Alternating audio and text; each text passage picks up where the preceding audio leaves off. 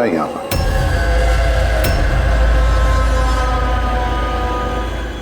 ये कैसा सवाल है? क्या आप लोगों को दिख नहीं रहा है मेरे भाई आर्यन की मौत हो गई है? हाँ, दिख तो रहा है कि कितनी जल्दी में आप लोग आर्यन की अस्थि उठाने के लिए। आप कौन है? मेरा नाम तो शिशिर है, लेकिन आप लोग कौन है? इस तरह यहाँ आकर हमसे बदतमीजी से बातें कर रहे हो? सीआईडी, और हमें शक है कि आर्यन का खून हुआ है। सीआईडी, आप लोगों को कोई गलतफहमी हो रही है। मैं मीनाक्षी देवी हूँ, इस घर की मालकिन। यहाँ किसी का मर्डर नहीं हुआ। मगर जो...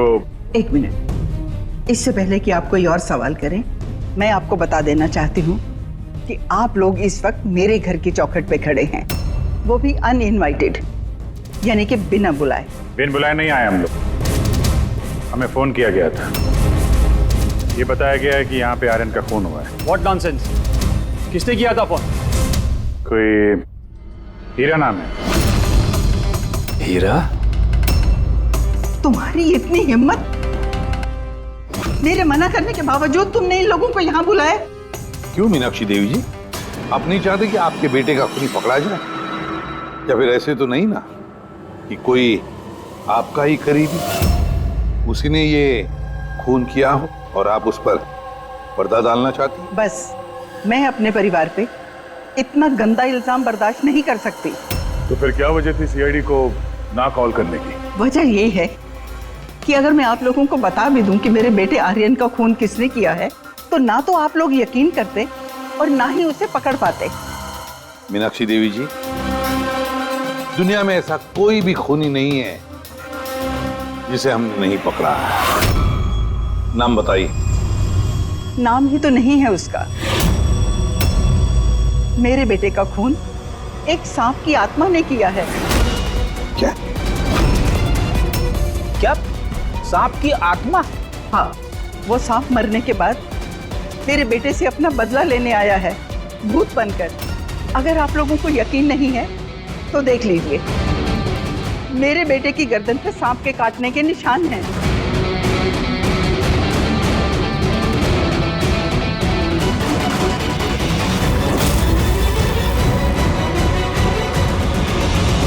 देखिए मैडम। मीनाक्षी देवी। ठीक है मीनाक्षी देवी जी, सीआईडी गवाह, सबूत और सुरागों पर यकीन करती है, भूत प्रेत की कहानियों पर नहीं। सर, दरअसल हमें यहाँ पे स्विमिंग पूल की खुदाई के वक्त सांप का घर मिला था। आर्यन ने उसके ऊपर मिट्टी का तेल डाल के जला दिया।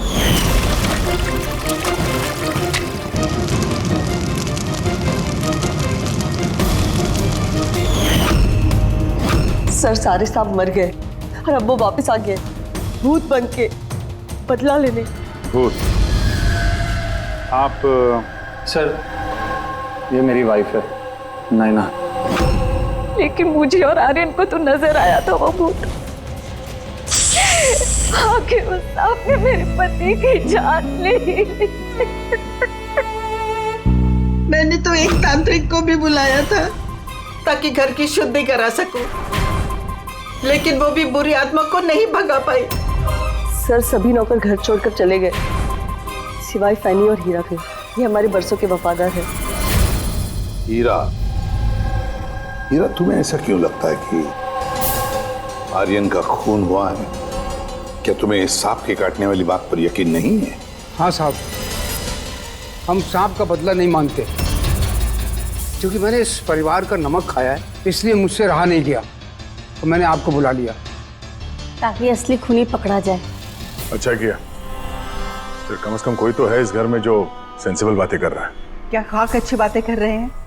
अगर आपको हमारी बातें इनसेंसिबल लग रही हैं और इन नौकरों की बातें सेंसिबल लग रही हैं, तो फिर बताइए, आर्यन के गर्दन पे ये सांप के काटने का निशान कहाँ से आया है? इसी बात की तहकीकात करना चाहते हैं हम मीनाक्षी देवी जी, और आप सब लोग ध्यान से सुनिए। जब तक हमारी तहकीकात पूरी नहीं होती, हमारा तुम सब पर शक है। हम वो जगह देखना चाहते हैं जहां पर आर्यन को सांप ने काटा था। सर, उसको रात को अकेले में स्विमिंग करना बहुत अच्छा लगता था, आर्यन यहाँ स्विमिंग करने के लिए आया था रात में, और उसकी मौत के बारे में आप लोगों को पता चला सुबह। आप लोग होश में नहीं थे क्या? हम लोग सब हॉस्पिटल की ओपनिंग के लिए दिल्ली गए हुए थे, आज सुबह ही लौटे। एक मीटिंग के कारण वो हमारे साथ आ नहीं पाया। अच्छा, तो मतलब आर्यन घर में अकेला था, हीरा और फैनी भी घर में थी ना? हाँ साहब, आर्यन जी ने मुझे 10 बजे छुट्टी दे दी थी। मैं बंगले के पीछे अपने रूम में सोने चला गया था। बंगले के उस तरफ? जी। मतलब अगर आर्यन ने यहाँ से मदद के लिए आवाज दी होगी या चिल्लाया भी होगा तो सर किसी ने सुना नहीं होगा। अरे हीरा, देखो ये लाइट कैसे चली गई। वैसे हीरा, आर्यन को सुबह कितने बजे देखा तुमने? सुबह 6 बजे, जब मैं उनको चाय देने गया था।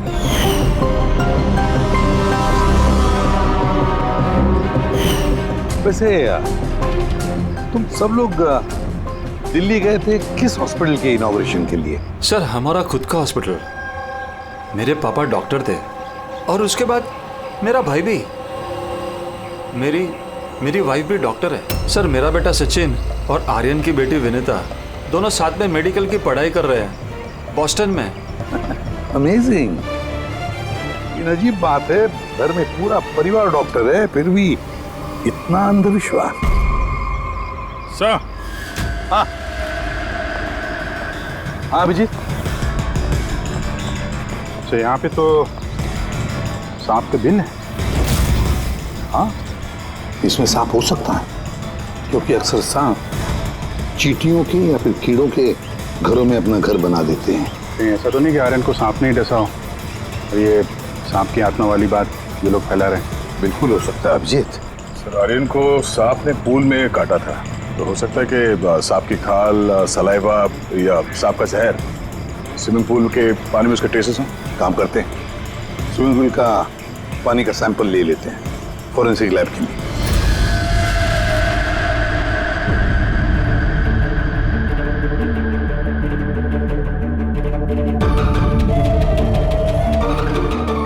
यार 15 मिनट से हम लोग यहाँ पर खड़े हैं, तो कुछ बोलने को तैयार ही नहीं है। क्या बोलूं यार, ये केस इतना कंफ्यूजन है कि मैं कुछ बोल ही नहीं सकता। एक काम करो, तुम 15 मिनट आराम कर लो, तब तक मैं अपने दिमाग को थोड़ी ताजी हवा दे आता। प्लीज। क्या हम लोग मजाक करने आए यहाँ पर? मजाक? मैं कहाँ कर रहा हूँ मजाक? और नहीं तो क्या कर रहा है? अरे यार तुम, अच्छा चल बॉस, जितनी बात पता चली है ना उतनी बता देता हूँ, लेकिन प्लीज कोई सवाल जवाब मत करना प्लीज। देखो भाई, वो जो स्विमिंग पूल का पानी का सैंपल था ना, उसमें ऐसा कुछ भी नहीं मिला है जिससे सांप के बारे में पता चले। कुछ भी नहीं है, ना सांप की चमड़ी का कोई ट्रेसेस है, ना कोई जहर है उसका, कुछ भी तो नहीं है जिससे उसका डीएनए पता चले यार, कुछ भी नहीं है। तो इसमें कंफ्यूजिंग क्या है? मामला एकदम साफ है सर। पूल में कोई सांप वाप नहीं आया है, इसका खून किसी इंसान ने किया है। क्या कंफ्यूजन है? और खूनी ने ये दिखाने की कोशिश की कि आर्यन की मौत सांप के काटने की वजह से हो। वाह, बहुत अच्छा। भाई आप लोगों को सालूके की जरूरत क्या है यार? देखो भैया, ये बात इतनी सीधी अगर होती तो मेरा दिमाग नहीं भन्ना रहा होता। जितनी सच्चाई इस बात में है कि ये सांप है, उतनी सच ये बात भी है कि ये जो इसके गर्दन पर जो सांप के कांटे के निशान है, ये असली निशान है। मतलब सांप ने ही काटा है, और इसके शरीर में जो जहर है वो भी सांप का ही जहर है, कोबरा का जहर है यार वो। मगर सर अभी तो आपने कहा कि पूल में सांप आया ही नहीं, फिर आर्यन के शरीर में कोबरा का जहर कहाँ से आया? यही तो कंफ्यूजन है बच्चे, यही तो कंफ्यूजन है यार। तो आप ये कहना चाहते हैं कि इसे वाकई किसी सांप की आत्मा ने काटा है, जो पूल के ऊपर हवा में उड़ के आई, बिना पानी को टच किया, आर्यन का खून किया और हवा में छू मंतर। ये बात मैंने कही? मैंने कही क्या बात? ये तुमने सोची है यार, ये तुम्हारे शब्द है यार। यार तो इतना टेढ़ा क्यों हो रहा है? टेढ़ा नहीं हो रहा हूँ यार, मेरे दिमाग में कंफ्यूजन है। अरे डॉक्टर साहब, तो आप बताइए कहना क्या चाह रहे हैं? कि दया, मैं क्या कहना चाह रहा हूँ मुझे खुद को समझ में नहीं आ रहा है, इसीलिए कहा था कोई सवाल जवाब मत करना, जो बता रहा हूँ वो सुन लेना बस। यार साउंड के एक बात बता, तुझे ऐसे नहीं लग रहा है कि तेरे से कुछ छूट रहा है तेरे फॉरेंसिक इन्वेस्टिगेशन में? कोई मिसिंग लिंक है जो तू ढूंढ नहीं पा रहा है?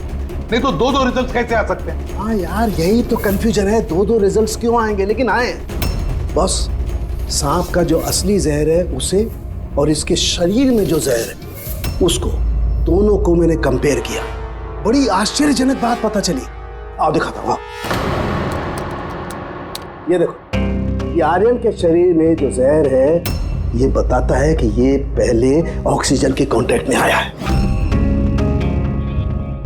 जबकि ऐसा होना तो नहीं चाहिए। एग्जैक्टली। क्योंकि सांप का जहर सीधे इंसान के बॉडी के अंदर जाता है, ऑक्सीजन के कांटेक्ट में तो नहीं आता। हाँ, है क्या ये चक्कर? आर्यन की मौत ना किसी सांप के काटने की वजह से हुई, ना किसी इंसान ने उसे मारा है। तो फिर आर्यन मरा कैसे?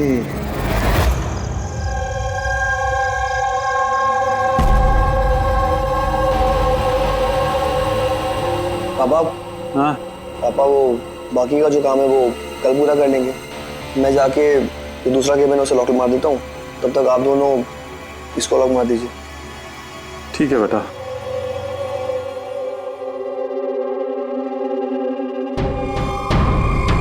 सर ये एक्सरे?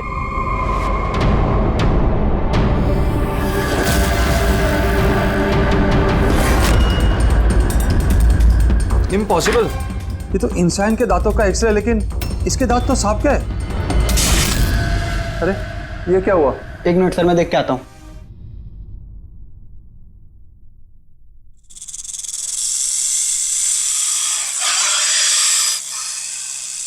अरे ये आवाज कैसी है?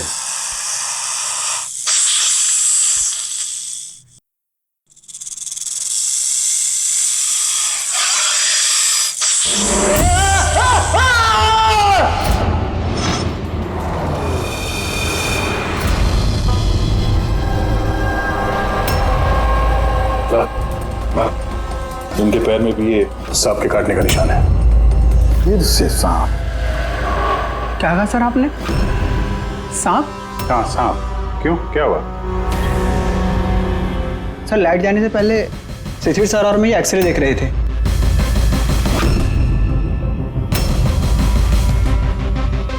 तो एक्सरे में तो आदमी के दांत के साथ साथ सांप का भी दांत दिख रहा है। मगर अभिजीत, अगर सांप है तो सांप 20 मंजिल चढ़कर ऊपर आया इस बिल्डिंग, ये कैसे हो सकता है? बताया तो है आपको, सांप की आत्मा है, पर आप सीआईडी वाले तो मानने को तैयार ही नहीं है ना। सर ये एक्सरे नकली हो सकते हैं, ये सब प्रोस्थेटिक के दांत हो सकते हैं। तुम्हारे पापा कमरे में अकेले थे जब चीख की आवाज आई? जी सर। और कोई कमरे से बाहर आते दिखा? नहीं सर। मतलब खूनी किसी दूसरे रास्ते से इस कमरे से बाहर गया है? लेकिन सर यहाँ तो कोई और रास्ता है ही नहीं सर बाहर जाने का। नहीं कैसे होगा? कोई तो रास्ता जरूर होगा, कोई खुफिया रास्ता। सर। हाँ दे। सर देखिए, दीवार में छेद है। खूनी तो नहीं, पर सांप इस छेद से आसानी से आ जा सकता है इस कमरे में। मतलब ये छेद कहीं तो जाता होगा ना? क्या है इस कमरे के बगल में? सर इस कमरे के बराबर में सर एक और कमरा है। पंकज, जरा वो स्प्रे लेकर आओ जो सालुंखे ने बनाया है स्नेक स्लाइम के लिए, जिससे वो कलर बदल देता है अगर स्नेक है तो। इसका एक ही मतलब है, कोई सांप नहीं आया था इस कमरे में। सर बगल वाला कमरा चेक किया, वहां पे तो कोई छेद है नहीं। ये छेद कहीं नहीं जा रहा है, सिर्फ इस दीवार में ही खत्म हो रहा है। सर ये राहुल और सचिन ने भी कहा कि बाहर किसी आदमी को जाते हुए नहीं देखा। फिर ये खून किया किसने? डेफिनेटली सांप ने तो नहीं किया। अभिजीत, माना कि तुम एक बहुत ही सिंसियर ऑफिसर हो। Thank you, thank you. बहुत देर में पता चला आपको। लेकिन इस बार तुम्हारा अंदाजा गलत निकला। कचरा कर दिया यार। क्या क्या क्या गलत अंदाजा है? क्या गलत है? वो ये कि शिशिर की मौत भी सांप के वजह से हुई है। हमें उसके शरीर में से जहर मिला है सांप का। ये कैसे हो सकता है? और क्राइम सीन पे तो कोई सांप वाप नहीं था। हाँ, ना सांप ना आदमी। शिशिर कमरे में अकेला था। गवाहों ने बताया जब चीखने की आवाज आई, उसके बाद से कमरे से कोई बाहर निकला नहीं था। सर इस केस की गुत्थी तो उलझती जा रही है। ना सांप ने किया है, ना इंसान ने किया है, फिर ये खून पे खून कौन किया जा रहा है? एक्सरे। इसका जवाब वो एक्सरे देगा जो हमें क्राइम सीन पे मिला था। बिल्कुल सही कहा तुमने दोस्त, और इस एक्सरे ने जवाब दे दिया है भाई साहब। और जवाब ये है कि ये एक्सरे नकली नहीं है, असली है। सर आप ये कहना चाहते हैं इस आदमी का जो दांत है ये दांत सांप के दांत। तो डॉक्टर साहब आप ये कहना चाह रहे हैं कि ये असली इंसान के दांत है जो सांप के दांतों जैसा है। नहीं, मैंने ये नहीं कहा। नहीं, आप जो कुछ भी कह रहे हैं सर, इस केस में बिल्कुल भी समझ में नहीं आ रहा है। चलो माना कि एक ऐसा इंसान है जिसके दांत सांप की तरह है, तो फिर वो कमरे से गायब कहाँ हो गया? वहां पे तो एक बिल था, बिल से गायब हो जाएगा क्या कोई आदमी? अरे यार, तुम मन में आ रही जो बोल रहे हो, मैंने ये कहा जो तुम बोल रहे हो। तो आप कहना क्या चाह रहे हैं? कुछ तो बताइए जिससे हम इस केस में आगे बढ़ सके। देखो दोस्त, मैं सिर्फ सच्चाई बता सकता हूँ, और सच्चाई ये है भाई कि ये जो एक्सरे में दांत हैं, ये तो भाई सांप के ही दांत हैं।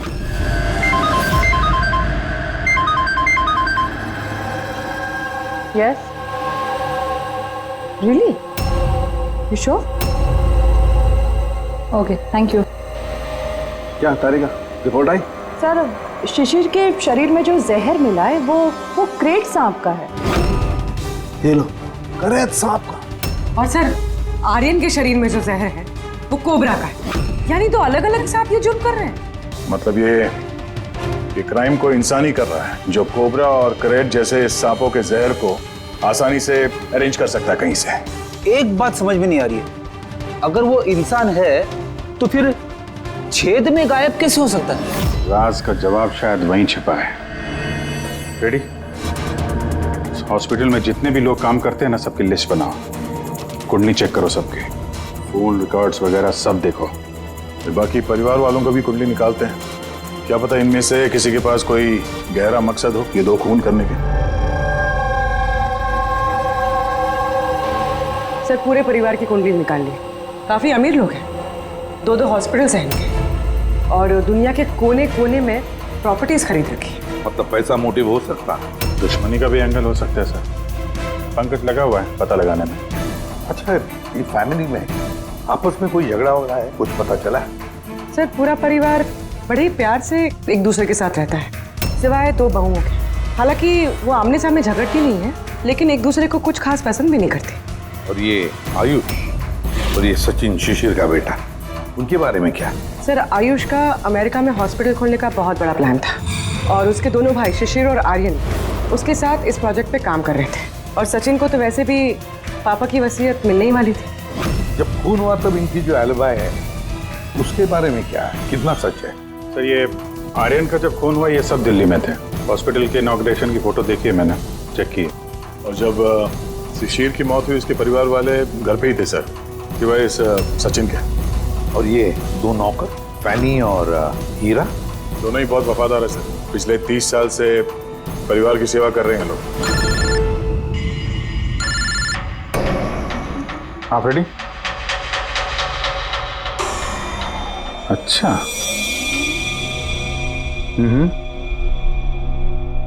Okay, thank you sir. एक सांपों की विशेषज्ञ है मायरा, हर्पेटोलॉजिस्ट मायरा। हॉस्पिटल से 5 बार फोन किया गया इनको। कहीं ऐसा तो नहीं कि फैमिली में से ही किसी ने फोन किया हो, मायरा को सांप का जहर बनवाने की ऑर्डर दी? हो सकता है सर। सर, हाँ सर, इस फैमिली का सबसे बड़ा दुश्मन मिल गया सर। कौन है वो? बेंटो। ये शिशिर और आर्यन की मौत से पहले उन दोनों का बहुत बड़ा झगड़ा हुआ था उससे। बेंटो वो बिल्डर जो लोगों को पैसे देते हैं ब्याज पे? हाँ सर, गलत काम करता है और निशान भी नहीं छोड़ता है। अभिजीत, इस बेंटो को ब्यूरो में बुलवा लेते हैं। बताया सर, तुम और पंकज जाकर इस हर्पेटोलॉजिस्ट मायरा को मिलो, देखो कौन सा जहर और किसने बनवाने की ऑर्डर दी थी उसे।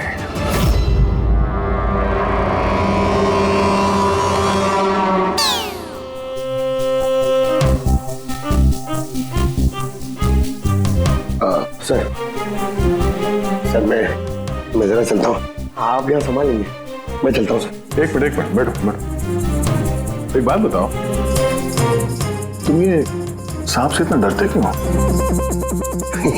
डरता नहीं हूँ सर, ये देखिए ना, बगल में बैठा हुआ है वो मेरे। डरता नहीं, बस मुझे थोड़ा घबराहट होती है सर, वो सांस चढ़ जाती है बस। जी कहिए। जी, मैं आपकी क्या मदद कर सकती हूँ? मायरा जी, यस, हम लोग सीआईडी से हैं। Have a seat.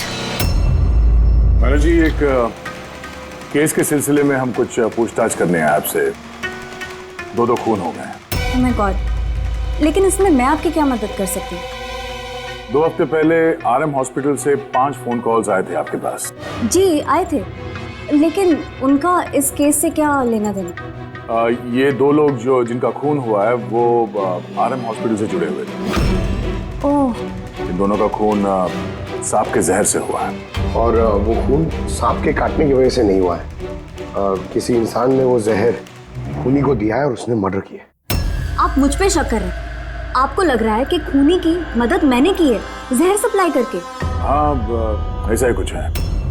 ये बताइए कि हॉस्पिटल से आपको वो फोन कॉल्स किसने किए थे? शिशिर और आर्यन। शिशिर और आर्यन? इन्हीं दोनों को तो खून हुआ है। क्यों फोन क्यों कर रहे थे ये लोग? सिर्फ उन्होंने मुझे कॉल किया है, बल्कि वो मुझे मिलने भी आए थे। और जहर लेने नहीं, बल्कि जहर की दवा एंटीडोट लेने। एंटीडोट? बहुत अजीब सी कहानी सुनाई। कह रहे थे कि कोई सांप की आत्मा उनसे बदला लेना चाहती है एंड उनको ये जहर की दवा चाहिए। फिर क्या? मैंने उन्हें कह दिया मैं ऐसी कहानियों पर विश्वास नहीं करती। तो आपने उन्हें वो एंटीडोट दिया या नहीं? एंटीडोट कैसे देते? उन्हें कोई ऐसा एंटीडोट चाहिए था जो हर एक सांप के जहर के खिलाफ काम कर सके। ऐसा कोई एंटीडोट होता ही नहीं है। अलग अलग जहर के लिए अलग अलग एंटीडोट होता है। तो दोनों यहाँ से खाली हाथ वापस गए? जी, एंड आई एम सॉरी, आपको भी खाली हाथ जाना होगा, बिकॉज मेरा इस केस से कोई लेना देना नहीं। Myra ji, just for my general knowledge, अगर किसी को सांप काट लेता है तो उसे क्या करना चाहिए? अगर किसी को सांप काट ले तो सबसे पहले चीज पैनिक बिल्कुल ना करें। डॉक्टर को बुलाएं, लेकिन डॉक्टर का वेट करते हुए जिस पार्ट पे आपको काटा गया है उसे कंप्रेस कर लें, किसी चीज से बांध लें, ताकि जो जहरीला खून है वो आपके हार्ट तक ना पहुंच सके। Okay, thank you very much. चले सर? चलो, तब तक देखते हैं एसीपी साहब को बेंटो से क्या पता चला। हाँ, ये बात सही है कि मेरी शिशिर और आर्यन के साथ बहस हुई थी, लेकिन आपका ये इल्जाम सरासर गलत है कि मैंने उनका खून किया। तो फिर किसने किया खून? मुझे क्या पता बॉस। रही बात उनको मारने की, यदि मुझे उनको मारना होता तो सर मैं ये सांप बिच्छू वाला गेम नहीं खेलता। मैं सीधा अपना घोड़ा लेता और उनको। लेकिन सर आप जानते हैं कि मैं कानून की कितनी इज्जत करता हूँ। हाँ, मालूम है कानून की कितनी इज्जत करते हो तुम। ये बताओ, आर्यन और शिशिर से किस बात पे झगड़ा हुआ था तुम्हारा? सर मैंने उनकी गोवा वाली जमीन खरीदी थी और उस प्रॉपर्टी के पेपर्स पर उन्होंने साइन भी किए थे। तो सर अचानक वो मुकर गए और मुझे फ्रॉड बोलने लगे और कहते हैं कि उन्होंने किसी भी पेपर्स के ऊपर साइन ही नहीं करे। और आप लोगों को यकीन दिलाने के लिए मैं उस प्रॉपर्टी के पेपर्स भी साथ लाया हूँ। ये लीजिए, आप चाहे तो चेक कर सकते हैं। देखिए एसीपी साहब, मैंने थोड़ी बहुत हेरा फेरी करी है, लेकिन उतनी जितनी बाकी के लोग करते हैं। लेकिन आप मेरी बात का यकीन मानिए, मैंने ये डील पूरी ईमानदारी के साथ करी है। आप चाहें तो उनकी अकाउंट स्टेटमेंट चेक कर सकते हैं। मैंने उन्हें 15 करोड़ रुपए व्हाइट में और 35 करोड़ रुपए कैश में दिए। किसके अकाउंट? मीनाक्षी देवी के अकाउंट में। मीनाक्षी देवी जी, बेंटो सच कह रहा था, उसने आपके अकाउंट में पैसे डाले थे। जगह जगह पैसा लगा है मेरा, इतने सारे शेयर हैं। अब सब डील तो मैं याद नहीं रख सकती ना। आप याद नहीं रख सकती, लेकिन कोई और तो होगा जो उसका ख्याल रखता हो। हर अकाउंट, हर डील की देखरेख के लिए एजेंट रखे होते हैं ना हमने। अच्छा, तो फिर इस डीड का एजेंट कौन था? इस प्रॉपर्टी की डीड में आपके बेटे शामिल थे। मेरी समझ में तो ये नहीं आ रहा कि इन सब में मेरे बेटों की मौत का क्या मतलब। मीनाक्षी देवी जी, आपके दोनों बेटे हैं, सांप के डसने से नहीं मरे, किसी इंसान ने मारा है उन्हें। किसी ऐसे इंसान का जिसके पास ठोस मकसद था आपके दोनों बेटों को मारने का। ऐसा मकसद किसका हो सकता है? इस डील से जुड़े किसी इंसान के पास। इसीलिए तो हम आपसे पूछ रहे हैं कि कौन एजेंट कौन था इस डील का। बस कीजिए आप। एक तो उन सांपों ने मेरे दो बेटे मुझसे छीन लिए, और आप सीआईडी वाले इस केस को नया चेहरा देने पे लगे हुए हैं। आप मान क्यों नहीं लेते कि ये सांपों का किया धरा है ये सब कुछ? बस माजी जी, आप लोग प्लीज यहाँ से चले जाइए। देखिए, हमारे लिए हमारे परिवार से बढ़कर कुछ भी नहीं, ना पैसा ना दौलत। अरे आप मेरी माँ की हालत देख रहे हैं, ना सो पा रही है ना खा पा रही है। दिन रात में भगवान से यही दुआ करते रहती है कि इन्हें भी इनके बेटों के पास बुला ले। आयुष,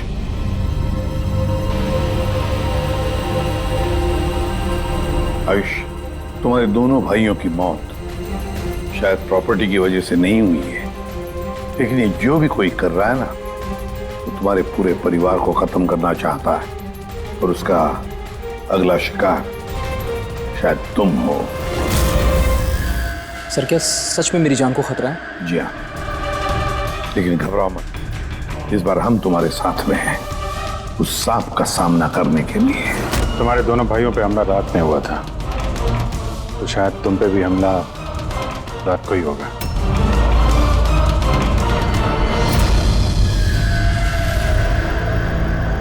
सर पूरी तैयारी हो गई है, बेड के आसपास रेत डाल दी है।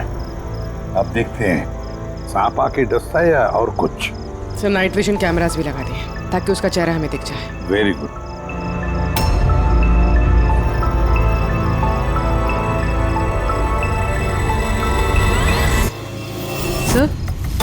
सर ये देखिए, कुछ रेंग रहा है।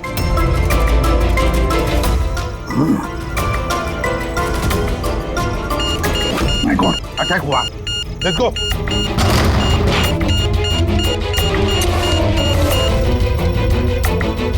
सर यहाँ पर तो कोई भी नहीं।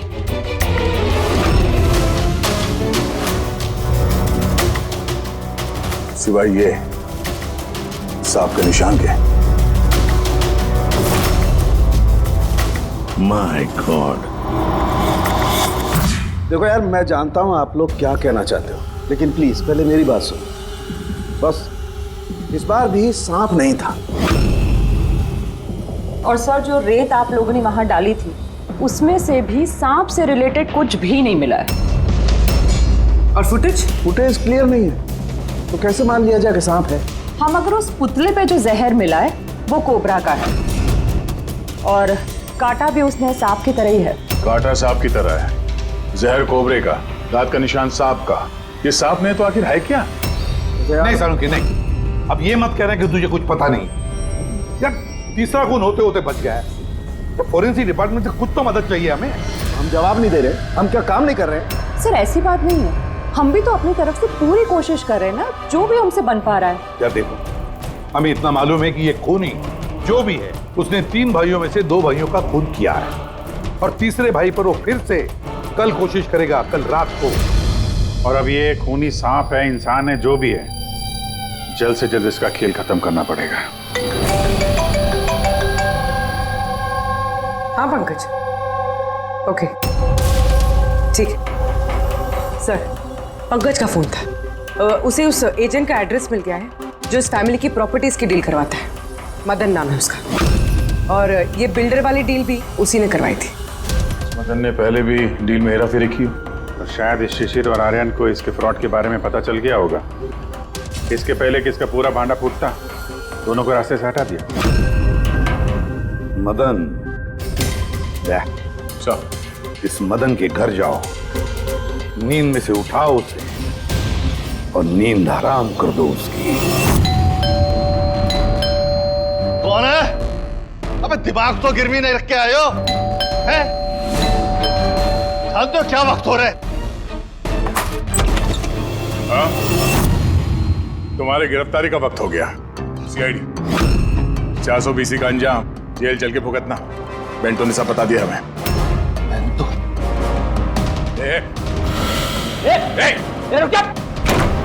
मदन, दरवाजा खोलो, यहाँ पे छुपने का कोई फायदा नहीं। अरे चले जाओ यहाँ से, मैंने कुछ नहीं किया।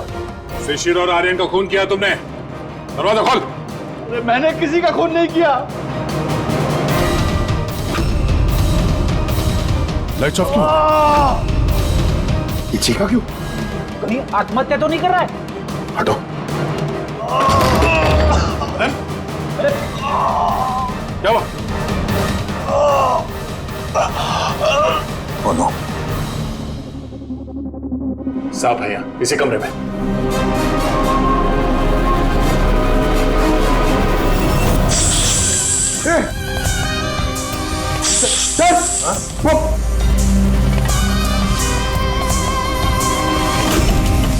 ये कौन है? ये सांप के दांतों वाला आदमी? ये सारे जुर्म यही कर रहा है क्या? आधा आदमी आधा सांप। सर ये कौन सा क्रीचर है? नहीं पंकज, ये आदमी ही है। बाहर जाओ जल्दी, पकड़ो इसे।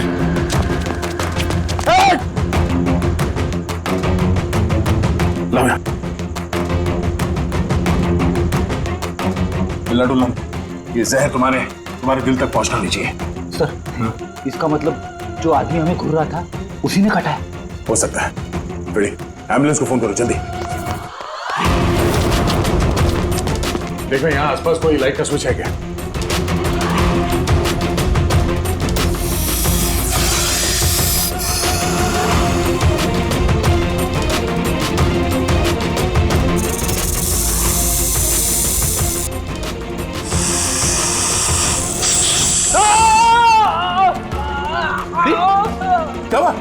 सर लगता है सांप ने काट लिया।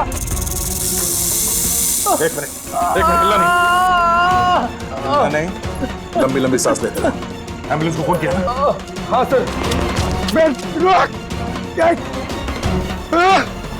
ये क्या?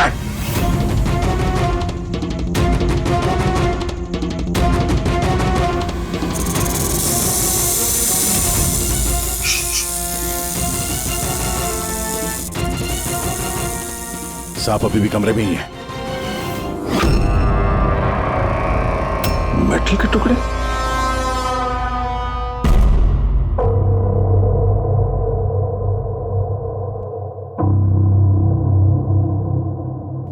समझ गए? मेटल के सांप का क्या पता चला? बस उस पर थोड़ा टेस्ट करना बाकी है, जल्दी पता चल जाएगा। फ्रेडी सर कैसे हैं अभी? ठीक है, वो जहर निकल चुका है।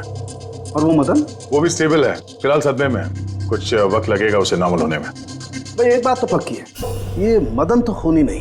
हाँ खूनी कोई और है, लेकिन उसका कोई ना कोई कनेक्शन है मदन और प्रॉपर्टी की डीलिंग के साथ। और वो सांप की खाल जो पंकज को मिली थी, वो वाली खाल खास बनवाई गई है 10 अलग अलग सांपों की खाल का इस्तेमाल करके। और वो सांप वाले दांत जो एक्सरे में दिखे थे? पूर्वी वो दांत दरअसल सांप के दांत है ही नहीं, एक इंसान के दांत है।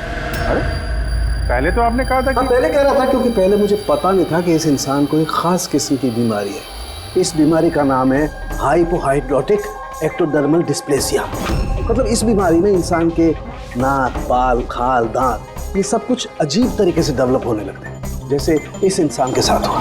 मतलब इस केस से सांप का कुछ लेना देना है नहीं? सर ये बहुत ही रेयर डिसीज है। पूरी दुनिया में सिर्फ 30 से 40 ऐसे लोग हैं जो इस बीमारी के शिकार हैं। और हमें एक हॉस्पिटल से एक आदमी के बारे में पता चला है जो इस बीमारी का शिकार है। एड्रेस क्या है इसका?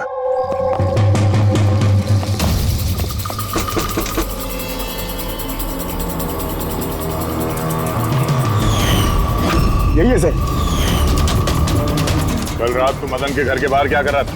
कल रात तो मैं यही था। और मदन कौन है? और आप लोग कौन है? मदन कौन है? एक ऐसा हाथ पड़ेगा ना सब याद आ जाएगा मदन कौन है। एक मिनट, कल रात आपने शायद अमित को देखा होगा। ये अमित है, ये कई दिनों से लापता है। कल शायद आपने इसी को ही देखा होगा। कब से गायब है? पिछले 2 हफ्तों से। मैं पुलिस में कंप्लेंट भी लिखवाई है। हमारी बीमारी के कारण हमें नौकरी भी नहीं मिलती है, लोग हमें देखकर भाग जाते हैं, इसीलिए हमारा गुजारा भी नहीं हो पाता है। 2 हफ्तों पहले अमित खुशी आया था, कहने लगा कि हमारी बीमारी का इलाज मिल गया है। बस सर उसी दिन से अमित लापता है। कोई तो है जो अमित की बीमारी का फायदा उठा रहा है और उस परिवार को डरा रहा है। उसकी बीमारी ठीक करने के लिए उसे यहाँ से ले गया होगा सर। करेक्ट। और जिस किसी ने भी ये सौदा किया अमित के साथ वो कोई डॉक्टर ही होगा। हाँ सर, उनका तो पूरा खानदान डॉक्टर है, उनका खुद का हॉस्पिटल भी, कोई भी कर सकता है।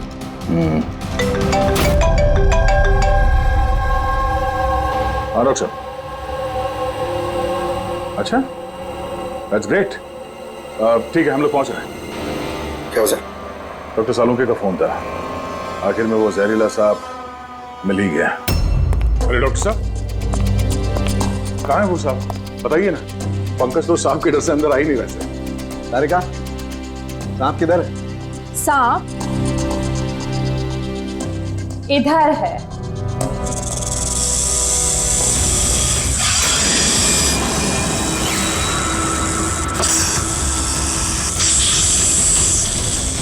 अरे वाह, क्या है ये?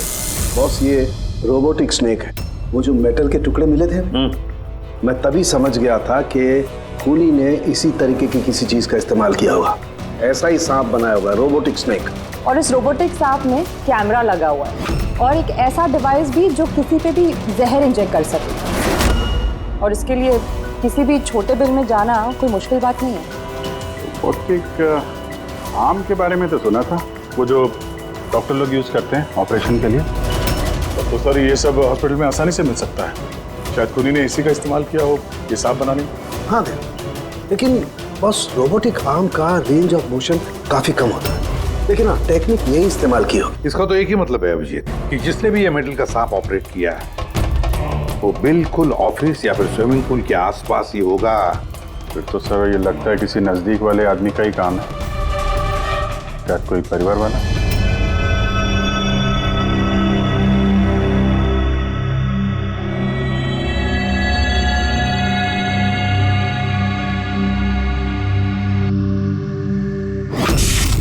अरे ये बिजली कैसे चली गई?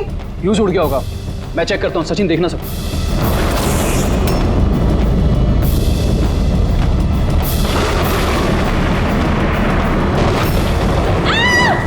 क्या हुआ?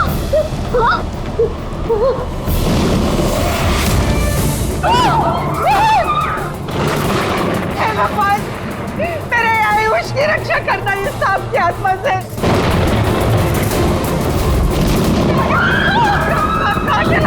अभी तो यही था, कहाँ चला गया? हमको किसी को भी नुकसान पहुंचा सकता है। अभी तो यही था। आप लोग प्लीज घबराइए मत प्लीज।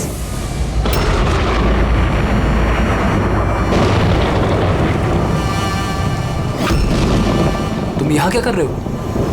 मैंने तुम्हें दूसरे घर में ठहरने के लिए कहा था ना। जवाब दो अमित। अमित नहीं, अकेल। अमित मेरा भाई है और वो भी जुड़वा। जुड़वा? अच्छा देखो, हम ये जो भी कर रहे हैं तुम्हारे परिवार की भलाई के लिए कर रहे हैं। ऐसी भलाई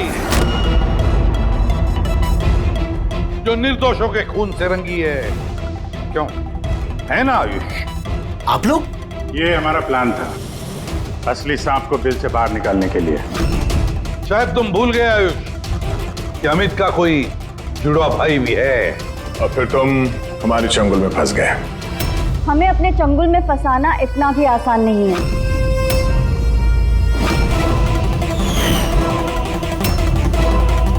मायरा,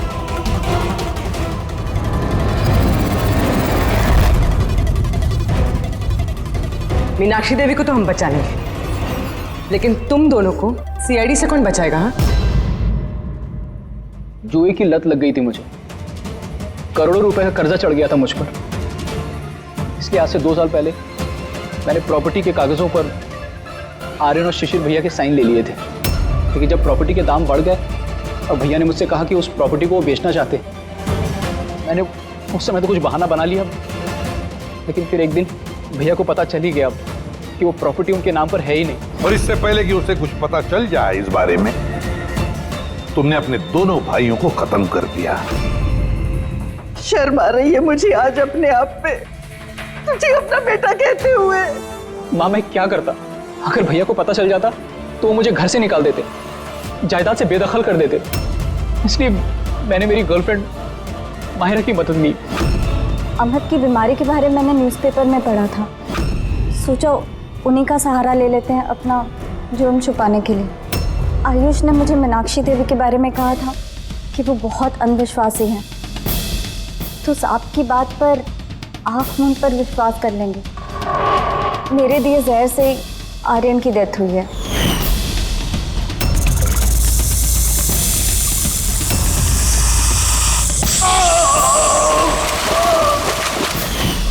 शिशिर के मौत के वक्त भी मैं ऑफिस में छुप गई थी। उसी छेद से मैंने सांप को भेजा शिशिर को डसने के लिए। अमित का इस सब में कोई कसूर नहीं, उसे तो हम काउंसलिंग के लिए भेज देंगे, वो एक नई जिंदगी शुरू करेगा। मगर तुम दोनों आयुष और मायरा जिस जुर्म के रास्ते पर चल रहे हो ना, वो रास्ता खत्म होता है फांसी के फंदे पे। ओ साक्षी, साक्षी, ये लो ना। अरे शेट शेट शेट, अरे बहुत डिस्काउंट प्राइस में एकदम आधे दाम पे दे रहा हूँ साहब। नहीं चाहिए। अरे आप देखो तो सही, अरे बहुत अच्छा क्वालिटी। अरे भाई एक बार बोला ना नहीं चाहिए। क्वालिटी देखो क्वालिटी। ओ मैडम जी देखो ना, मैडम जी लो ना, अच्छी क्वालिटी का है मैडम जी, एकदम अच्छा क्वालिटी का है मैडम जी। अरे क्यों परेशान कर रहे हो, एक बार बोल दिया ना नहीं चाहिए। ओ भाई वो देखो ना, मैडम को कुछ हुआ है? कुछ नहीं हुआ उसे। अरे सो वो रही है वो। गर्दन से खून आ रहा है। क्या? हाँ मैडम के गर्दन से खून आ रहा है साहब। सुची, सुची, वो देखो सुची, वो देखो सुची।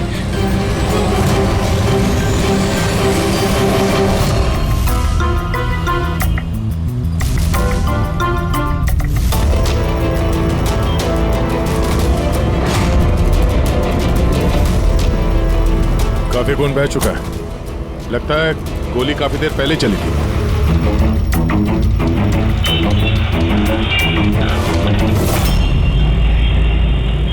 ये सब कैसे हुआ मिस्टर आशुतोष? अच्छा, और इनका नाम क्या है? ये मेरी बीवी, मेरी वाइफ सुची। मेरा मतलब है मेरी एक्स वाइफ सुची। Ex wife? ये सब कैसे हुआ? पता नहीं सर, मुझे कुछ पता नहीं चला सर। कुछ मालूम नहीं? तुम्हारी एक्स वाइफ तुम्हारे बगल वाली सीट पे बैठी थी, उस पर गोली चली और तुम्हें कुछ मालूम नहीं? कैसे हो सकता है? मेरा आशु कभी झूठ नहीं बोलता। अगर वो कह रहा है कि उसे पता नहीं चला, तो आई एम श्योर उसे पता नहीं चला होगा। आप? जी, मैं मेहिका, इनकी प्रेजेंट वाइफ। मिस्टर आशुतोष, जब सुची को गोली लगी और पिछली सीट का शीशा टूटा तो आवाज तो आई होगी, और आप कह रहे हैं आपको कुछ मालूम नहीं पड़ा? कैसे? दरअसल गाड़ी में म्यूजिक तेज चल रहा था और सुची सो रही थी सर, मुझे कुछ पता नहीं चला। वो बंदा कुछ सामान बेचने आया, उसने जब मुझे बताया तब मुझे पता चला कि सुची। गाड़ी में म्यूजिक चल रहा था और सूची सो रही थी। कमाल है, अक्सर लोगों की नींद जरा से आहट से खुल जाती है, और इतने लाउड म्यूजिक में सूची सो रही थी। सर, आपकी बात से पता चल रहा है कि आप मुझ पर शक कर रहे हैं। सर, मैं ऐसा क्यों करूंगा? सुची और मेरा डिवोर्स जरूर हुआ था, लेकिन हम बहुत अच्छे दोस्त थे, हमारे अच्छे ताल्लुकात थे। अब दिनेश से पूछ लीजिए प्लीज। दिनेश? सर, मैं सुची का भाई। आशुतोष सही कह रहे हैं सर, तलाक के बाद भी आशुतोष और सुची में बहुत अच्छे ताल्लुकात थे, कभी कोई मनमुटाव नहीं था। अच्छा, तो आप लोग जा कहाँ रहे थे? हमारी बेटी रूही की बोर्डिंग स्कूल से लौट रहे थे। तो ये सुची कार में बैठते ही सो गई या बाद में? सर, दरअसल हमारे बीच में बहस हो रही थी। आशुतोष, रूही का स्कूल बहुत अच्छा है, हमें उसे उस स्कूल से नहीं निकालना चाहिए। सूची, ये स्कूल बहुत ही महंगा है, मैं इसकी फीस अफोर्ड नहीं कर सकता हूँ। लेकिन मैं कर सकती हूँ, और मैं अपनी बेटी की एजुकेशन में कोई कॉम्प्रोमाइज नहीं करने सूची, मैं तुमसे पैसे नहीं ले सकता। क्यों? ओह, तुम्हारा मेल ईगो आगे आ जाता है ना कि मैं तुमसे ज्यादा कमाती हूँ। जानते हो, हमारे डिवोर्स की भी यही वजह थी। एक औरत एक आदमी से ज्यादा कामयाब कैसे हो रिश्तों में सकती होनी है? चाहिए, पति पत्नी में नहीं। मुझे तुमसे कोई बहस नहीं करनी है, और ना ही इस बारे में कोई और बात करनी है। रूही इसी स्कूल में रहेगी। उसके बाद हमारे बीच में कोई बात नहीं हुई, मुझे लगा कि वो सो गई है। अच्छा, ये जब झगड़ा हो रहा था तो गाड़ी कहाँ पे थी, किस इलाके में? सर, लिंक रोड के सिग्नल पे, केपी थिएटर के पास। और फिर उसके बाद कौन सा रास्ता लिया आप लोगों ने? सर, वहां से फिर मैंने लेफ्ट लिया पानी फ्लाईओवर की तरफ, और सीधा यहाँ पे आ गए? जी सर। यानी करीब 2 किलोमीटर तक ये गाड़ी चली, तो इस 2 किलोमीटर के बीच में ही कहीं पे गोली चली है सूची? पंकज, एक काम करो, केपी थिएटर से लेके यहाँ से इधर 2 किलोमीटर दूर तक चेक कर लो, कहीं पे कोई सबूत वगैरह मिलता है क्या? मतलब कांच वगैरह का टुकड़ा टूटा होगा, वो देख लेना, और पैदल जाना। 2 किलोमीटर सर? पैदल चलो। गोली बड़ी अजीब एंगल से लगी है, ये नीचे है, गोली ऊपर से नीचे की तरफ आई है। मतलब गोली चलाने वाले को हाथ ऊपर करना पड़ा होगा फायर करते समय। खुली सड़क पे किसी ने गोली मारी है और किसी ने देखा नहीं। हो सकता है खूनी थोड़ा दूर हो, फिर भी मुश्किल है निशाना लगाना ये चलती गाड़ी पे, और वो भी तब जब खूनी किसी गाड़ी पे हो या बाइक पे। ऐसे निशाना लगाना इतना आसान नहीं है।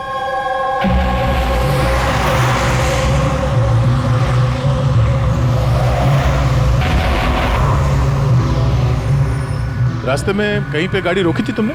सिग्नल पे रोकी थी सर, बस, और कहीं नहीं। अगर सिग्नल पे किसी ने गोली चलाई हो या फिर कहीं और से भी गोली चलाई हो तो वो निशाना लगाने के लिए वक्त तो लगेगा। तो किसी ने गोली मारते हुए किसी को देखा कैसे नहीं? हेलो, हाँ सर, ठीक है सर, हम लोग पहुंच रहे हैं। क्या हुआ? एसीपी साहब का फोन था, एक और लाश मिली है कामरे ब्रिज के नीचे। आदे सर, आपको पता कैसे चला इस लाश का? लोकल पुलिस को आसपास के लोगों ने कंप्लेंट दी थी। 2 घंटे पहले लाश मिली है। सिर के पीछे घाव है और पीठ पर भी गोली का निशान। सर, एक बात समझ में नहीं आ रही है, इसे किसी ने यहाँ पे मारा या कहीं और मार के यहाँ पे फेंका है? देखते हैं फ्रेडी। सर, रोड पर एक लवारिस बाइक भी मिली, मुझे लगता है इसी आदमी की वो बाइक। Skid mark. सर, ऐसा लगता है ये आदमी बाइक पे जा रहा होगा, किसी ने पीछे से गोली मार दी, डिसबैलेंस हो गया, गाड़ी बाइक स्किड होके किसी चीज से यहाँ पे टकराई होगी और उसकी बॉडी यहाँ नीचे गिर गई। सर पे चोट उसी वक्त लग गया होगा।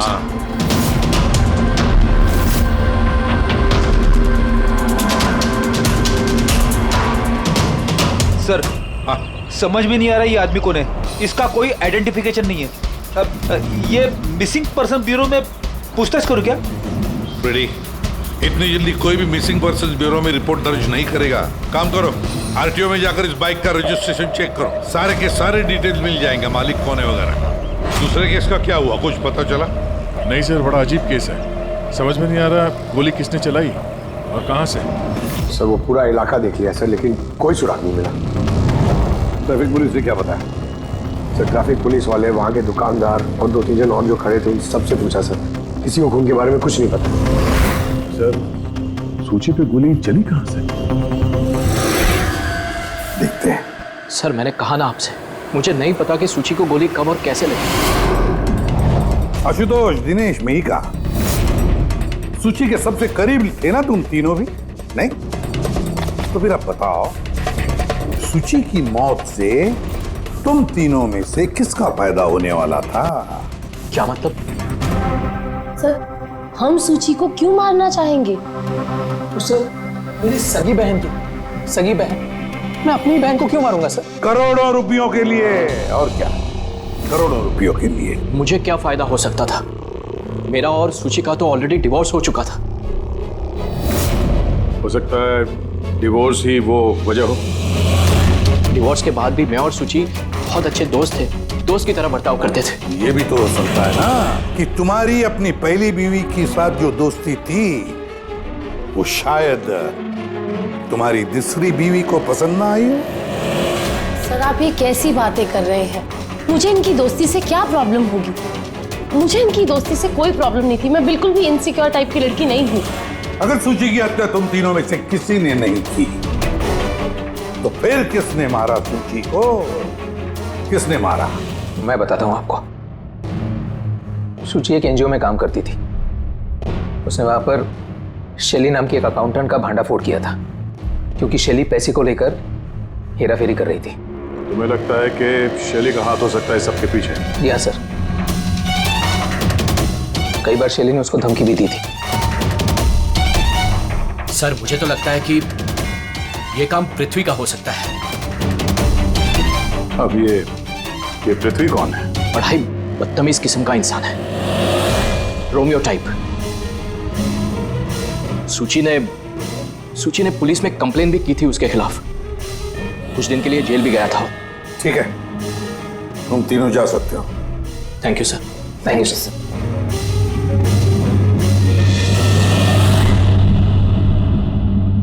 सर, ये तीनों गड़बड़ लग रहे हैं। इन तीनों पर कड़ी नजर रखो। होता है शैली और पृथ्वी दोनों को ब्यूरो बुला लेते हैं। सर, आरटीओ से बाइक के मालिक का पता चल गया। सर, पृथ्वी और शैली का फोन अनरीचेबल आ रहा है, तो मैंने फ्रेडी से कहा है उनकी मोबाइल फोन को ट्रेस करने के लिए। ये तो हमारा डिलीवरी बॉय विवेक है। सर, हमारी बाइक ज्यादातर यही चलाता था। सर, इससे किसने मार दिया? वही पता करने की कोशिश कर रहे हैं। अच्छा, इस विवेक की किसी के साथ कोई दुश्मनी थी क्या? नहीं सर, ये तो बहुत ही सीधा साधा शरीफ लड़का था। कब से काम कर रहा था वो यहाँ पे? पिछले 1 महीने से। राजस्थान से आया था सर, बहुत मेहनती था सर। ये तो यहाँ शहर में किसी को जानता भी नहीं था। ये कहाँ जा रहा था डिलीवरी करने? कहीं नहीं सर। सर छुट्टी थी आज उसकी, इसलिए मेरी बाइक लेकर घूमने के लिए गया था। अच्छा, उसका घर का एड्रेस दे सकते हैं जरा? सर उसका घर का एड्रेस नहीं है, वो यहीं शॉप में सोता था। उसका सामान वगैरह कुछ? सर ये उसका एक बक्सा है। ये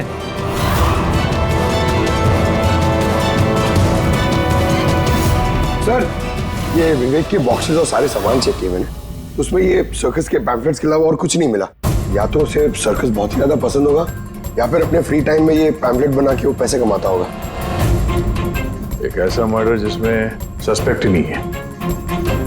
आखिर से विवेक जैसे गरीब आदमी को मार के किसी को क्या फायदा हो सकता है? वही तो फिर ये सूची का दूसरा मर्डर जिसमें कई लोगों पर हमें शक है, उनमें से कोई भी गाड़ी के पास जाकर के गोली चला सकता था सूची पर?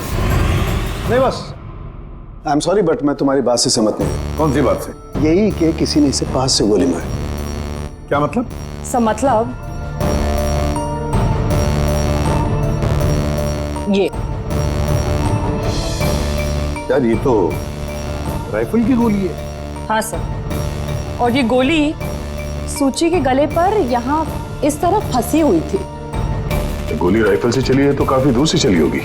हाँ बिल्कुल, दूर से भी और बहुत ऊंचाई से भी। हाँ मैं बताता हूँ। ये देखो बॉस, 50 डिग्री एंगल से सूची को गोली लगी है। गोली यहाँ से आई, उसने कार की खिड़की का शीशा तोड़ा और उसकी गर्दन में आकर के लगी। ये गोली जिस एंगल से आई है सर, कितनी दूर से चली होगी गोली सर? लगभग 70 फीट की ऊंचाई से। किसी बिल्डिंग से गोली चलाई है, स्नाइपर तैयार बैठा था बिल्डिंग के ऊपर गोली चलाने के लिए। काम करो, जरा इस एरिया का मैप निकालो। तो गोली गाड़ी के बाई तरफ से आई थी और बाई तरफ तकरीबन बहुत सारे ये बिल्डिंग्स और हाई राइज टावर्स है सर। तो जिस जगह पर दोनों का झगड़ा हुआ वहां से लेके सूची की लाश जहां पे मिली उसके बीच में तकरीबन 15 से 20 टावर्स है। इन्हीं में से किसी एक बिल्डिंग से गोली चली होगी। ये अभिजीत सर के हाथ में क्या? मार्क है फ्रेडी, ठीक उसी हाइट पे जिस हाइट पे सूची पे गोली लगी थी। मेरे हाथ में ये डिजिटल डिस्टेंस रीडर है, इससे ये लेजर लाइट उस मार्क पे अगर ठीक जाता है तो इसका मतलब है कि गोली यहाँ इसी बिल्डिंग से चली है। थोड़ा कॉम्प्लिकेटेड है। ठीक है, यह भी करके देखते हैं। हाँ दया, मैं तैयार हूँ। ओके अभिजीत, थोड़ा राइट में आना, राइट में। हाँ हल्का, थोड़ा लेफ्ट, बस बस बस। थोड़ा पीछे, थोड़ा पीछे। ये देखा, ये लेजर ठीक उस मार्क पे हिट नहीं कर रहा, लग नहीं रहा है वहां पर। गोली ऐसे नहीं चली सर। एग्जैक्टली। अरे ये स्नाइपर के पास ज्यादा वक्त थोड़ी ना होगा निशाना इधर उधर करने के लिए जब उसने सूची पे गोली चलाई। एक काम करते हैं, किसी और बिल्डिंग में देखते हैं। ठीक है, चलो।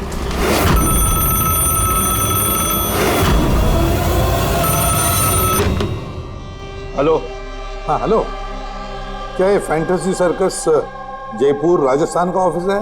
जी हाँ, बोलिए। देखिए, मैं मुंबई सीआईडी से एसीपी प्रद्युमन बोल रहा हूँ। क्या आपके यहाँ कोई विवेक काम करता था? हाँ हाँ, जानता हूँ विवेक को, वो इसी सर्कस में काम करता था। क्या हो गया? क्या काम करता था वो, कुछ बता सकते हैं? देखिए साहब, अगर सारा दिन आपसे फोन पे लगा रहूंगा ना तो मेरा शो कैंसिल हो जाएगा। मैं आपकी बात अपने मालिक को बोलता हूँ, वो आपको कॉल करेंगे, समझे? हेलो। नहीं अभिजीत, यहाँ से निशाना कुछ ठीक से लग नहीं रहा, थोड़ा राइट में आना, राइट में, और थोड़ा। हाँ परफेक्ट परफेक्ट, यहाँ पे लग गया निशाना। इसका मतलब शुचि यहाँ पे थी जब उसको गोली लगी। पंकज, फ्रेडी, जरा देखो आसपास, उस स्नाइपर ने कोई सुराग छोड़ा है क्या? लेकिन यार दया, यहाँ पे कोई स्पीड ब्रेकर तो है नहीं। ऐसा कौन सा स्नाइपर था जो वहाँ बिल्डिंग पे बैठ के इतनी तेज चलती हुई गाड़ी पे ऐसा निशाना लगाए जो शुचि की गर्दन पे जाके लगे? हाँ ये बात तो है। आशुतोष, सर जब तुम्हारी गाड़ी ये यहाँ पर थी जी, तभी किसी वजह से तुम्हारी गाड़ी को स्लो करना पड़ा हो या फिर रोकना पड़ा हो, कुछ याद है? हाँ सर, मैं जब ड्राइव कर रहा था तो गाड़ी के आगे एक भिखारी आया था। मुझे ब्रेक मारनी पड़ी थी। भिखारी? हाँ, क्या हुआ? इस तरफ कुछ भी नहीं है। कुछ भी नहीं? वहां भी कुछ नहीं है सर। ये भिखारी दिखने में कैसा था? सर उसके एक हाथ में बैसाखी थी, लाल रंग का पोटला, गले में गमछा और शायद आधा गंजा था। अभिजीत, इस फ्लाईओवर के नीचे बहुत भिखारी बैठे हुए होते हैं, उन्हीं में से कोई एक होगा। मैंने सुना जो आशुतोष ने बताया भिखारी के बारे में। मैं यहाँ नीचे जाके देखता हूँ। कौन हो तुम लोग? इससे पूछ के यहाँ पे आए? तुम यहाँ के वॉचमैन हो? ड्यूटी पे क्यों नहीं थे? मेरी मर्जी। और तुम कौन होते हो मुझे ड्यूटी सिखाने वाले? सीआईडी। सीआईडी? जाते हो तुम्हारे वजह से यहाँ पे एक औरत का खून हो गया। मेरी वजह से खून? किसी ने यहाँ छत से नीचे एक औरत पे गोली मारी, क्या जानते हो उसके बारे में? रुक जा। सब मैंने कुछ नहीं किया, सब मैंने कुछ नहीं किया, सब मुझे छोड़ दो। कुछ नहीं किया तो भागा क्यों? मैं डर गया था सब। क्यों डर गया था? क्या जानता है इस खून के बारे में? साहब मैंने पैसे लिए थे, लेकिन उसने ये नहीं बताया था कि वो किसी का खून करने वाला है साहब। कौन था वो आदमी? पहले कभी देखा नहीं साहब। उसने बोला कि वो बिल्डिंग की छत पे अपनी गर्लफ्रेंड को प्रपोज करने वाला है साहब। उसने 2 घंटे को 15,000 रुपए दिए थे साहब। मैंने तो इतने 1 महीने में भी नहीं कमाए साहब। उसने हेलमेट पहन रखा था और चश्मा लगाए हुआ था। अरे सुनो भाई, ओ भाई साहब, ये एक ऐसे आदमी को देखा है जो लाल गमछा बांधता है, अरे लाल रंग की पोटली रखता है और बैसाखी से चलता है? क्या? अरे सुनो भाई यार, एक आदमी को देखा है तुमने जो लाल रंग का गमछा बांधता है, पोटली है उसके पास लाल रंग की, बैसाखी से चलता है? नहीं देखा?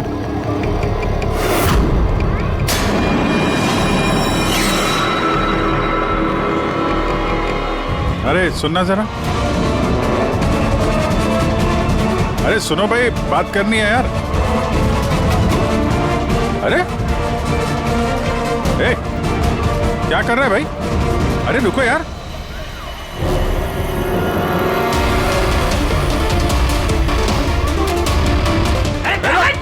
अरे मैंने कुछ नहीं किया है। अरे मैं भिखारी हूँ, मेरे पास पैसे कुछ भी नहीं है। अरे कौन हो? छोड़ दो मुझे। अपाई जोने का नाटक कर रहा है। तुझे मालूम है बिना पैर के आदमी कैसे जीता है? अरे कौन हो तुम? क्या चाहते हो? मेरे पास पैसे नहीं, मैं रास्ते का भिखारी नहीं बन के जीता। तो जानबूझ के उस लाल वाली गाड़ी के नीचे गिरा था ना? कौन सी लाल गाड़ी? मैं किसी गाड़ी के आगे नहीं आया। साहब क्या दादागिरी है? आप इसे छोड़ दीजिए वरना ठीक नहीं होगा, मैं बता देता हूँ। पीछे सीआईडी से हूँ मैं। किधर चलो? शराफत से बता दे, वरना मैं अपने पे आ गया तो बहुत भारी पड़ेगा। नहीं साहब, आप पक्का सीआईडी से तो बताता हूँ। वो एक आदमी ने मुझे पैसा दिया था ये सब करने के लिए, और उसने कहा था कि जैसे ही लाल गाड़ी आती है तुम उसके आगे गिर जाना। तो मैं गिर गया साहब। तुझे पता कैसे चला कि लाल गाड़ी कब आएगी? वो छत पे एक आदमी खड़ा रह के इशारा करने वाला था। जैसे उसने इशारा करना, मैं गाड़ी के आगे गिरना, ऐसा हमारा प्लान था साहब। तुझे मालूम है एक औरत का खून हो गया तेरे इस प्लान के चक्कर में? साहब मुझे माफ कर दो, मैं रास्ते का भिखारी हूँ। देखो मेरी हालत कैसी है साहब, मुझे छोड़ दो। चल ये बता, वो आदमी कैसा था दिखने में? नहीं वो साहब मोटरसाइकिल पे आया था, हेलमेट पहने हुआ था, तो चेहरा दिखाई नहीं दिया। अरे यार कुछ तो देखा होगा, कुछ सुना होगा तूने? उसका फोन आया था। सामने वाले ने कहा था कि जल्दी जल्दी मिलने आओ। तो हाँ, तो उसने कहा था कि मैं पहुँचता हूँ। कहाँ पहुँचने का बोला था? कुछ याद है? कुछ सुना तूने? हाँ याद आया, भांडुप मिल। हाँ भांडुप मिल। भांडुप मिल, अच्छा ठीक है वापस आ जाओ, मैं सर को इन्फॉर्म करता हूँ। Okay sir. हाँ अभिजीत भांडुप मिल से वापस आ रहा है। उसका कहना है कि मिल एकदम सुनसान पड़ा है, कोई सुराग हाथ नहीं लगा उसके। खूनी तो वहीं पे भाग कर गया होगा, हो सकता है अभिजीत पहुंचने से पहले वो वहां से गायब हो गया। पंकज। हाँ सर।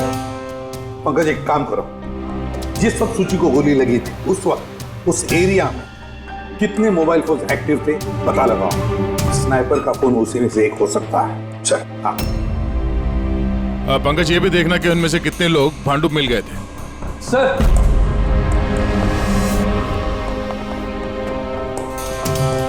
सर, ये शैली है, एनजीओ अकाउंटेंट। सूची एक एनजीओ में काम करती थी। उसने वहां पर शैली नाम की एक अकाउंटेंट का भांडाफोड़ किया था।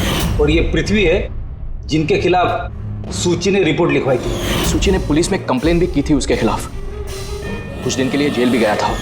आपने सोच भी कैसे लिया कि सूची के खून में मेरा हाथ हो सकता है? हाँ सर, मैंने भी ऐसा कुछ नहीं किया। मैंने किसी का मर्डर नहीं किया सर।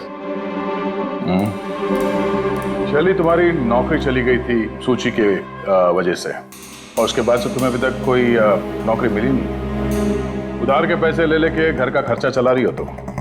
हाँ? और पृथ्वी, एक हफ्ते तक तुम्हें जेल में रहना पड़ा। अपने मोहल्ले में काफी बदनामी हुई तुम्हारी। क्यों? तो क्या हुआ? अगर मुझे बदनामी का इतना डर होता तो मैं अपना घर बदल लेता। मर्डर थोड़ी ना करूंगा मैं किसी का। एंड सर, ऐसा नहीं है कि मुझे कोई जॉब नहीं मिल रही है।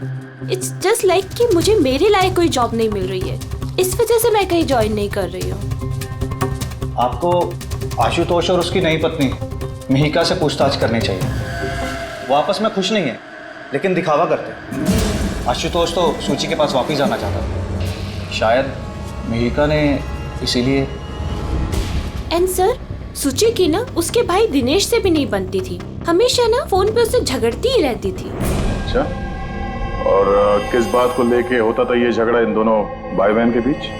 एक्चुअली सर, दिनेश ने आशुतोष को धमकी दी थी कि सूची से दूर रहे। शायद सूची को यही अच्छा नहीं लगा होगा। इन एक बार सूची ने मुझे ये भी बताया था कि मिहिका जलती है उसकी और आशुतोष की दोस्ती से। 100% इन्हीं में से किसी एक ने उसका मर्डर किया। हाँ सर। अच्छा, ठीक है, जा सकते हो तुम दोनों, लेकिन एक बात अच्छी तरह से याद रखना, जब तक इन्वेस्टिगेशन पूरा नहीं होता ये शहर छोड़कर तुम कहीं नहीं जाओगे।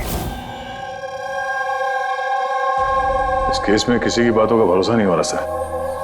ऐसा लगता है कि सब के सब झूठ ही बोल रहे हैं। हाँ, पता है, जो भी है उसने बड़ी लंबी प्लानिंग की है। पहले भिखारी को पैसे दिए, फिर वॉचमैन को हायर किया, फिर स्नाइपर को हायर किया, और सही वक्त मिलते ही सूची को उड़ा दिया। सर। हाँ सर, जिस वक्त सूची को गोली चली थी सर, उस वक्त ब्रिज के आसपास 2000 लोगों के मोबाइल एक्टिवेट थे। तो उसमें से कौन सा मोबाइल फोन भांडुप मिल की तरफ गया, देखा? एक फोन गया था सर उस तरफ, लेकिन वो प्राइवेट नंबर है तो वो ट्रैक नहीं हो पाया। और क्या बता सकते हो इस नंबर के बारे में? यही सर कि वो मिल तक गया लेकिन रुका नहीं, वो सीधे चला गया कामरी ब्रिज की तरफ, और फिर वहां से सिग्नल चला गया सर। कामरी ब्रिज? विवेक की लाश भी तो हमें उसी ब्रिज के नहीं मिली थी। ये कोई कॉन्सिडेंस तो नहीं हो सकता? राजस्थान में फोन कर दे विवेक के गांव, पुलिस वालों को क्या इंफॉर्मेशन मिले उसके बारे में देखते हैं। ये विवेक भी तो खूनी हो सकता है। किसी ने विवेक का खून कर दिया? एक खूनी का खून?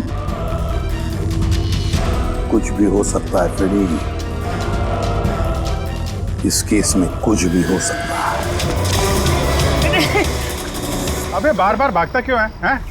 अरे हाँ, बार बार मेरे पीछे पड़ते हो। क्यों पड़ते हो मेरे पीछे? बात करनी है तेरे से। मुझे नहीं बात करनी है। चुप! बहुत हुआ साहब, आप हम लोगों को इस तरह परेशान नहीं कर सकते। कोई परेशान नहीं कर रहा, हम अपना काम कर रहे हैं। जाओ। हमको कुछ नहीं सुनना है। जाइए यहाँ से। अरे एक आदमी का खून हो गया, समझ में नहीं आता। हाँ तो क्या हम लोगों ने खून किया है? हाँ, हम लोग गरीब लोग हैं, भीख मांग के खाते हैं, तो उसका मतलब हम पे इल्जाम डाल देंगे आप लोग? हाँ देखो ना।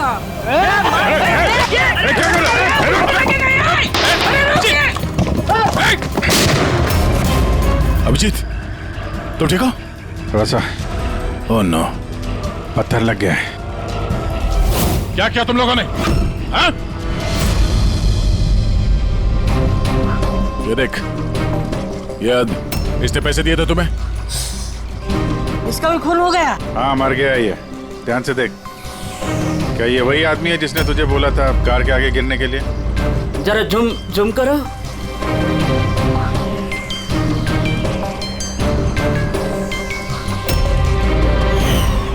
ऐसी घड़ी उसने भी पहनी थी। शायद जिसने पैसे दिए होंगे इस आदमी को, उसी ने सबूत मिटाने के लिए इसे भी मार दिया। हाँ पंकज। हाँ अच्छा।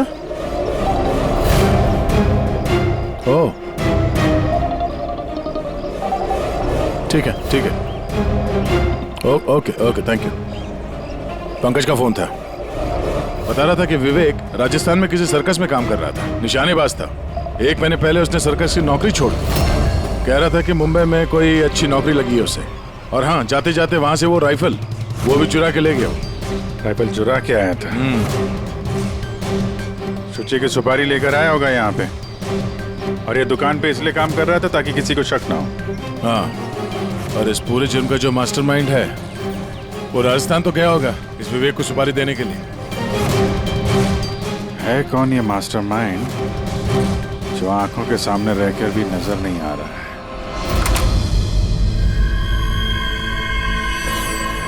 अरे मिस्टर आशु। सर आप लोग यहाँ? मिस्टर आशु, उस आदमी का पता चल गया है जिसने शुचि पे गोली चलाई थी। वाह, दैट्स अ ग्रेट न्यूज़। आपने पकड़ लिया उसे? विवेक नाम है उसका। आप लोग किसी विवेक को जानते हो? नहीं तो। कमाल है, आप किसी विवेक को नहीं जानते हो, मगर 15 बार कॉल किया आपने अपने मोबाइल से। क्या? सर मैं जब किसी विवेक को जानता ही नहीं हूँ तो मैं उसे फोन क्यों करूँगा? सिर्फ इतना ही नहीं, उससे मिलने तुम राजस्थान भी गए थे। सर्कस में उसकी गोली चलाने की कला तुम्हें इतनी पसंद आ गई थी कि सूची को मारने का कॉन्ट्रैक्ट भी दे दिया उसे। क्या? 1 मिनट सर, 1 मिनट। ये बात सच है कि मैं बिजनेस ट्रिप के लिए राजस्थान गया था, लेकिन मैं कोई सर्कस में नहीं गया था। और मैं जब कोई विवेक को जानता ही नहीं हूँ तो मैं उसे फोन क्यों करूँगा? तो क्या ये तुम्हारे फोन रिकॉर्ड झूठ बोल रहे हैं? सर ये हो सकता है कि मेरे फोन से किसी और ने फोन किया हो मेरी गैर मौजूदगी में। अच्छा, तो आप अपना फोन ऐसे ही लापरवाही से इधर उधर छोड़ देते हैं क्या? नहीं सर। हाँ सर। अच्छा ठीक है sir, okay sir, okay. Doctor Salunkhe का फोन था, हमें फॉरेंसिक लैब में बुलाया आशुतोष को लेके। बस सुची यहाँ बैठी हुई थी इस सीट पे, और ये इस सीट का हिस्सा है जो पीछे की तरफ, और ये है वो लीवर जिससे सीट आगे पीछे होती है, और इस लीवर को जाम कर दिया गया है। देखो, लीवर को जाम कर दिया गया है। हाँ यार, बस यही सुना कैसे? इसके लिए आपने हमको वहां से बुलाया? पंकज, क्या सिर्फ पूरी बात सुनो ना। सुराग ये नहीं है कि ये लीवर अटका हुआ है, सुराग ये है कि इसे जानबूझकर पीछे अटकाया गया है। और सर सीट जानबूझ के कोई खराब क्यों करेगा? यही तो हम लोग भी सोच रहे थे। आशुतोष, ये तुम्हारी इस गाड़ी की सीट कब से ऐसी है, कब से पीछे अटकी पड़ी है? सर परसों रात तक तो ठीक थी, लेकिन कल सुबह जब निकला तो रिक्लाइन काम नहीं कर रहा था। मेरे पास ठीक कराने का वक्त नहीं था, इसलिए ऐसे ही निकल पड़ा।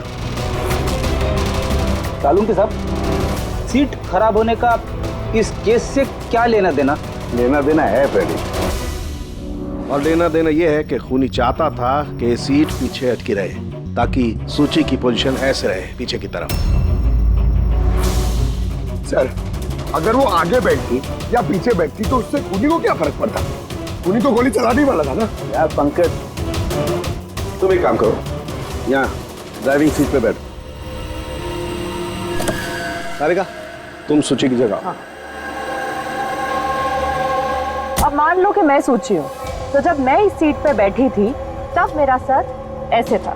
बस सूची का सर यहाँ होने का फायदा खूनी को तब मिलता जब उसका एम सूची नहीं, ड्राइविंग सीट पर बैठा हुआ आदमी होता, मतलब आशुतोष होता।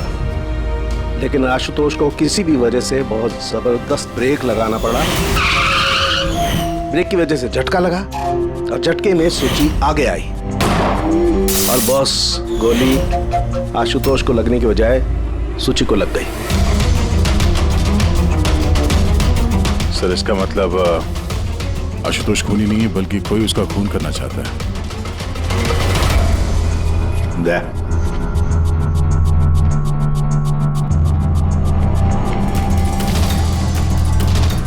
आशुतोष जी सर। एक बात बताओ, तुम्हारा कोई दुश्मन है, कोई ऐसा दुश्मन जो तुम्हारी जान लेना चाहता है? याद करके बताओ, सोचो। नहीं सर, मेरी किसी से कोई दुश्मनी नहीं है। नहीं कैसे आशुतोष, कोई तो होना चाहिए जिसने उतनी प्लानिंग की है तुम्हारी जान लेने की, इस सीट को भी जाम कर दिया। नहीं सर, ये हो ही नहीं सकता, क्योंकि ये गाड़ी की एक ही चाबी है और वो चाबी हमेशा मेरे पास ही रहती है। मुझे तो खुद समझ में नहीं आता सर कि ये सब क्या हो रहा है। कोई बात नहीं आशुतोष, वो जो कोई भी है हम पता करने की कोशिश करेंगे कि कौन है वो जो तुम्हें मारना चाहता है। ठीक है, चलो चलते हैं, आ जाओ। जी सर। सर हमने आशुतोष को जाने क्यों दिया? अगर खूनी ने फिर से हमला कर दिया तो? देखते रहना पंकज, अब हम आशुतोष की हर मूवमेंट को ट्रैक करेंगे, हर बात हमें सुनाई पड़ेगी। सर वो किसे? दैन ट्रांसमीटर बग जो लगाया है।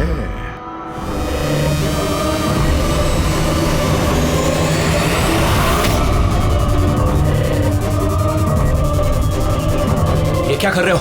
गन? माय गॉड, गोलियों की आवाज है, जल्दी चलो, कहीं और एक खून न हो जाए। सब बस पहुंच ही रहे हैं हम लोग। सर हाँ, हमारा ये वाला जो सस्पेक्ट है सर, अभी खबर आई कि ये भी राजस्थान गया था आशुतोष का पीछा करते करते। ये तो आशुतोष के बिल्कुल करीब था।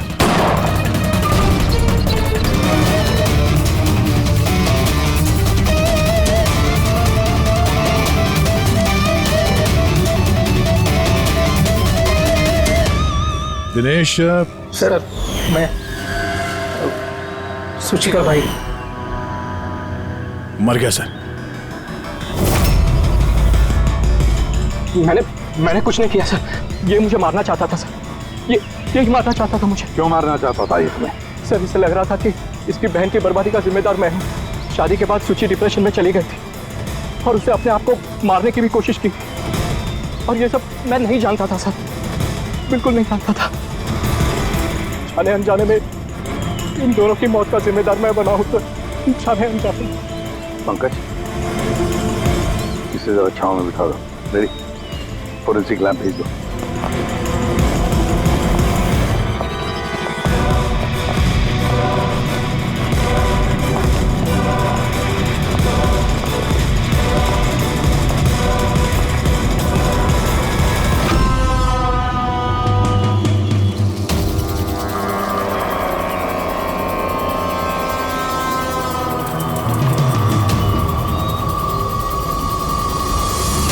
कहानी में नया ट्विस्ट। आशुतोष,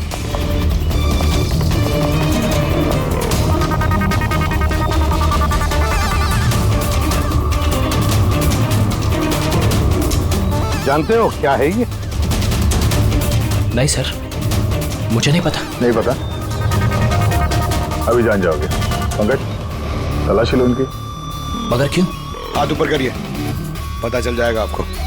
सर मैंने कुछ नहीं किया, मैं बेकसूर हूँ। आप मेरी तलाशी क्यों ले रहे हैं? मेरा यकीन मानिए सर, मेरे पास कुछ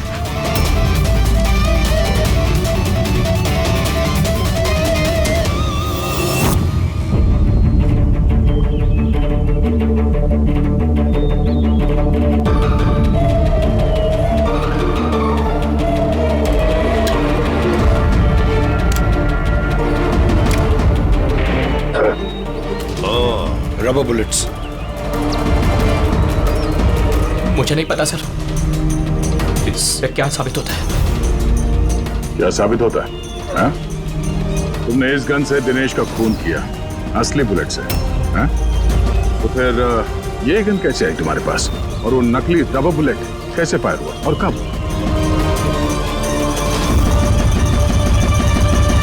सब प्लान मैंने किया था sir, A to Z plan मेरा था। सूची की मौत, दिनेश की मौत, और वो प्लान भी यही था कि आप लोगों को यही लगे कि सूची की मौत गलती से हुई थी, बल्कि असली टारगेट मैं था, और आप लोगों का शक दिनेश पर जाए। लेकिन सारा प्लान मिट्टी में मिल गया, सब कुछ मिट्टी में मिल गया। क्यों मारा तुमने सूची को? क्या मिला तुम्हें सूची को मारकर?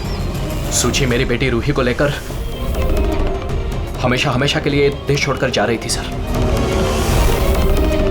और ये बात उसने मुझसे छिपाई थी। आप ही बताइए सर, अपनी इकलौती बेटी को खुद से दूर कैसे करने देता? और इसलिए तुमने विवेक को, उस शार्प शूटर को पैसे दिए अपनी बीवी सूची की जान लेने के लिए, और जैसे उसने काम खत्म कर दिया तुमने उसे भी मार डाला। तूने दिनेश को ऐसा क्या कहा कि वो तुम्हें मारने के लिए यहाँ पर आ गया? मैंने मिहिका को दिनेश के पास भेजा था। क्या? हाँ दिनेश, मुझे अभी पता चला कि आशुतोष ही तुम्हारी बहन की मौत का जिम्मेदार है और वो तुम्हें भी मारना चाहता है। नहीं नहीं, मैं उसे छोड़ूंगा। दिनेश, पागल हो गए हो क्या? खून करोगे तुम? उसने मेरी बहन को मारा, मेरी सगी बहन को। एक पत्नी को मेरी बहन को मारते हुए उसे कुछ नहीं लगा। नहीं, कुछ भी हो जाए मैं उसे छोड़ नहीं सकता, मैं उसे नहीं छोड़ सकता। मेरी बात तो सुनो। और मौका मिलते ही उसकी गन बदल दी। जो गोलियां दिनेश तुम पर चला रहा था वो नकली थी? हाँ, लड़ाई के दौरान मैंने गन बदल दी थी ताकि आप लोगों को लगे कि आत्मरक्षा के लिए मैंने दिनेश को मारा है और आप लोगों के सामने मैं बेगुनाह दिखूं। क्या छोड़ा तुमने अपनी बच्ची के लिए? ना मां ना बाप। उसी बच्ची को पाने के लिए तुमने उसी की मां को मार डाला, और फिर इस जुर्म में तुम भी जिंदगी भर जेल की सलाखों के पीछे सड़ते रहोगे। बताओ आशुतोष, क्या मिला तुम्हें अपनी बच्ची को इस तरह से अनाथ करके? क्या मिला?